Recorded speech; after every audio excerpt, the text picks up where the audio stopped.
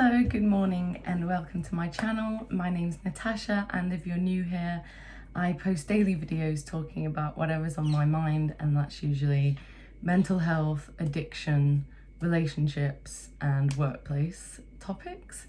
I live in London. I'd rather be living near the sea in another country, but thanks to Brexit, I'm kind of stuck here, so I'm just making the most of the UK and going on little day beach trips, which you'll see on my shorts. I'm going to Margate tomorrow. I've never been there before, so I'll get the National Express coach, which is super cheap and it's really spacious and has aircon, and I love taking days trips on the National Express.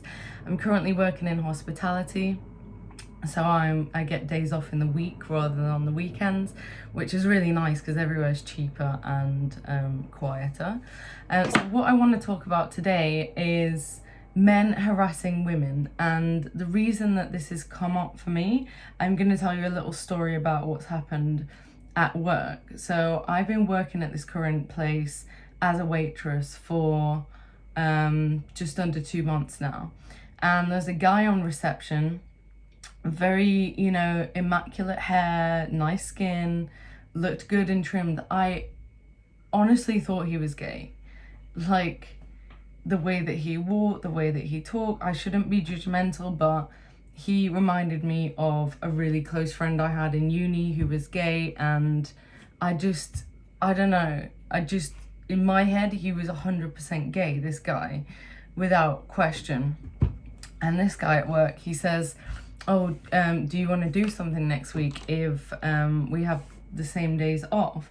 Now, I really struggle with workplace relationships, especially since I got sober, because I used to use alcohol and drinking to get to know people. And since I took alcohol out of my life 2 years ago, I found it really difficult to get past my social anxiety and loosen up around people, and also the questions about why I didn't drink, and I found really triggering because I didn't want people to know my personal information then, that I'm in AA and that I need a 12-step program to stay sober and that I'm an alcoholic. I don't care telling people about it now, and I've been now diagnosed with ADHD, and I'm just more confident in expressing myself about my needs. But yeah, so I thought this is a really nice opportunity because he's a gay guy, so it's safe. He's not going to think that it's anything more, and he seems really nice. So we met up, and I was in the Pret getting a coffee, and he walks in holding 2 flowers, and my stomach drops. I'm like, that is so weird. I mean, I was telling myself, okay, he's gay, he's just bringing flowers because it's cute, but then at the same time I was thinking, oh my gosh, is this what I think it is? Anyway, he gives me the flower and he goes, one's for you and one's for me. So I was like, oh, he got himself one, so maybe like he is gay, he's just bringing it for the aesthetic photos, I don't know. Then we go to the cinema because I wanted to watch Lilo and Stitch, and I'd never been to the Selfridges cinema, so it was my suggestion, and I thought that would be a fun, nice thing to do. And yeah, anyway, when I went, I asked, when we were paying for the tickets, I said, oh, can we pay separately, please? And he said, no, is that how you do it here in the UK? Because he's Indian. And I was like, yeah, and he said, no, I'll get this and then you can get the next one. And then he tapped and paid without kind of giving me an option. And then I was thinking, it kind of felt forceful because it's like, okay, now we have to hang out again in my head, because now it's kind of like I owe you something. I would have much preferred to split it and then we're equal whether we go out again or not. I don't want to feel pressured to hang out again, even if it's a friend, like if it's a friend that I know and we've been friends for years, obviously, of course, but for like a first day out with somebody, I don't think that you should do that, pay and then say, oh, you pay next time, because how do you know there's going to be a next time? It's, made me uncomfortable. And then when we were in the cinema, he like was putting his head on my shoulder, and I was just sat there like, oh, it was horrible, it was so uncomfortable. And yeah, so that happened. And then afterwards he brought a ukulele, and he was like, okay, I'm gonna play the ukulele to you now. And then on the way to the park he was saying how I must watch Bollywood movies, and he was talking about marriage and how many kids he wants and stuff. And I was like, okay, now he's confirmed he's definitely straight. This is getting weirder and weirder. And then, yeah, we just sat on a piece of grass. I was like, oh, I'm gonna have to go soon because I need to go and make dinner. And he was like playing the ukulele, and I was just sat there like, and he was like, now you must sing. And I'm like, absolutely not. So then after that at work, every time he tried to speak to me, I just kind of was like being, not trying to not give him any encouragement or think that I was interested in anything romantically. So I was quite short and blunt with him, and I thought maybe he'd get the message.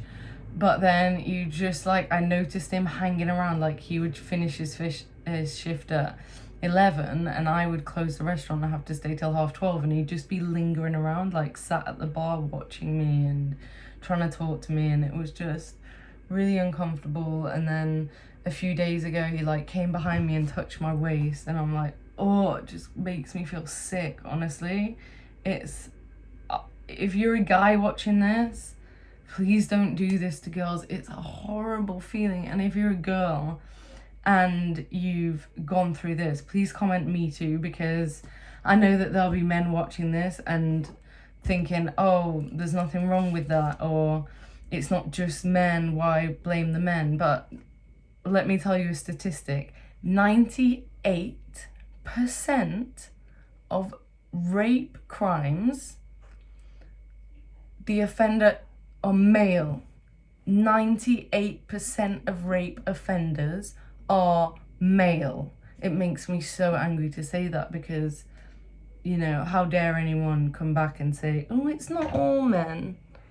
It's men. It's a problem with men. It's not a problem with women. And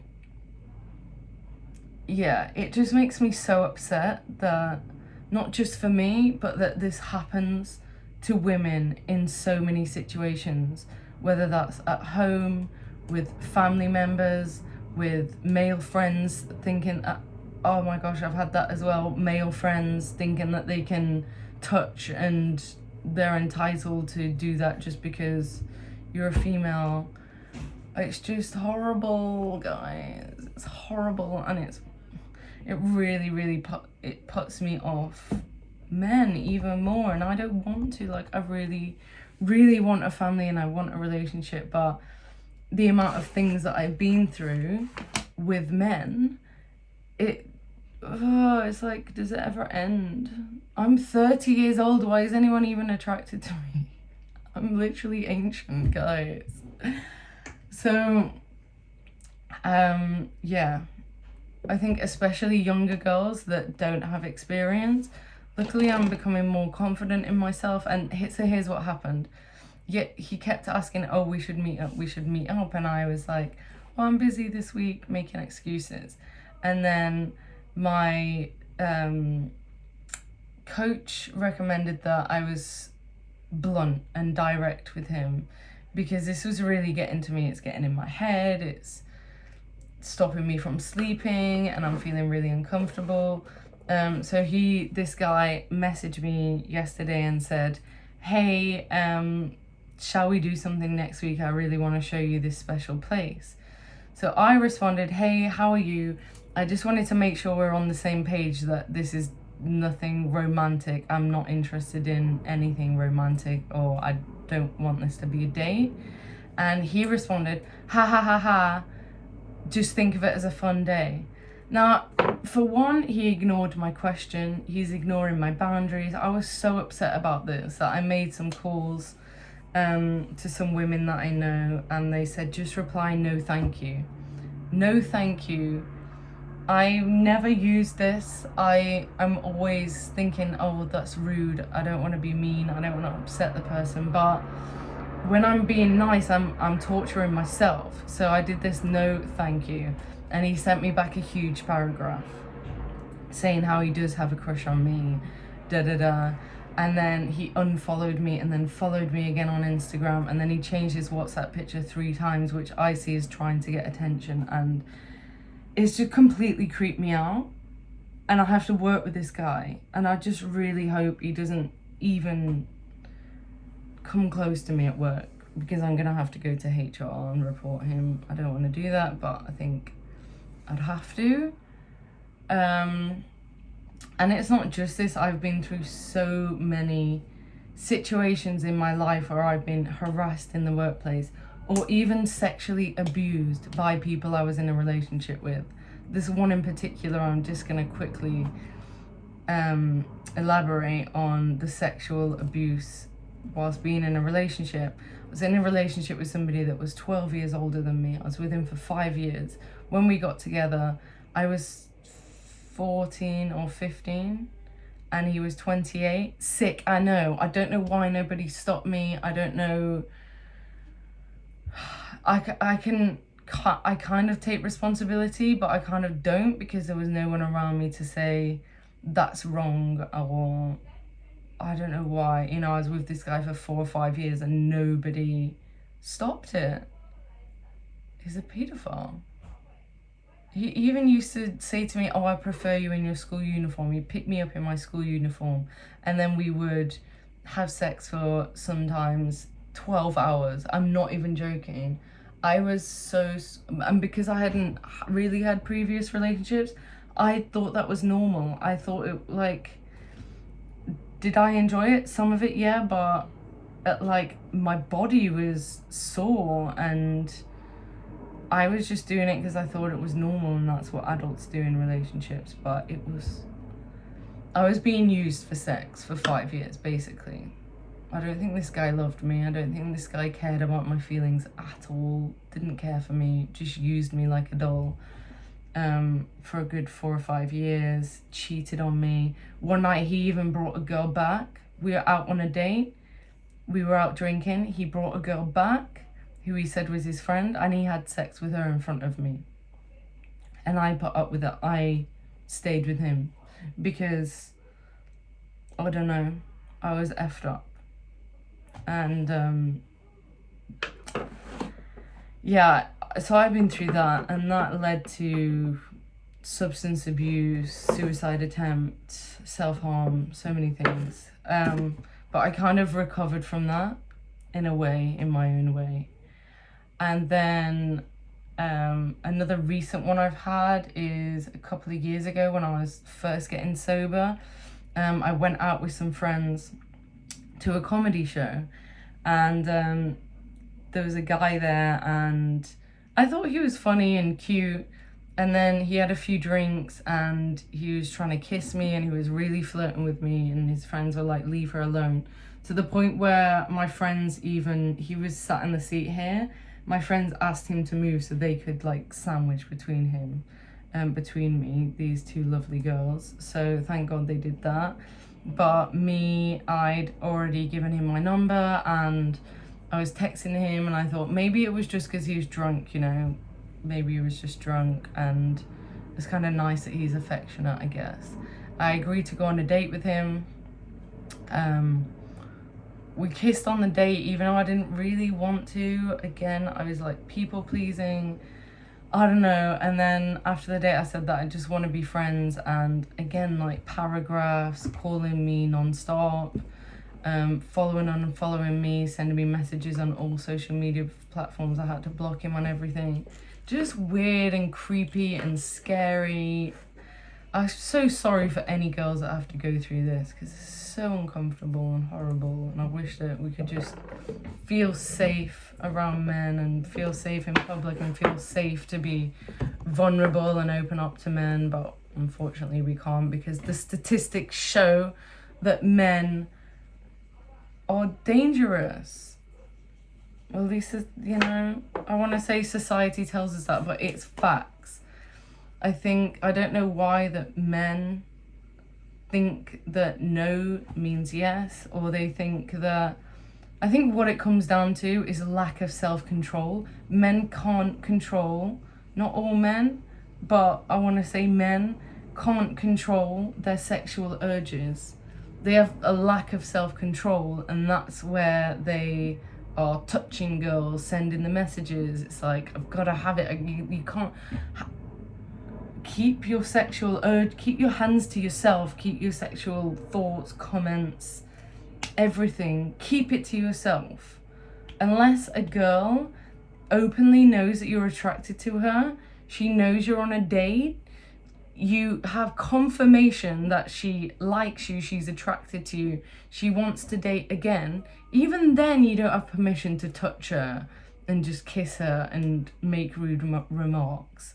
It's disgusting. It makes me feel sick, these poor girls. And I work in a restaurant, I see so many guys trying to get the girls drunk, buying drinks. She hasn't even finished her drink, he's bringing another drink. You're drugging girls. That is drugging a girl to then hopefully go home and have sex with her when she's out of her mind. And it makes me so angry and upset, because I just want everyone to like respect each other's boundaries and respect each other and have wholesome relationships. But it's so difficult in these days, because why do men not know that this isn't okay? I think because women have kept their mouths shut for so many years in the past that it's almost an unspoken rule that it's kind of become okay. I worked for a guy about 3 or 4 years ago. He was 93 years old. He owned a lot of properties, hotels in Mayfair, property in Dubai, hotels, restaurants, everything. He was so rich, probably a billionaire, but workaholic. He's 93 in his office. I'm working for him as his PA. Sorry. I've been working there for a month. He kept telling, his English was bad. He kept asking me to come back to his flat with him when I finish work.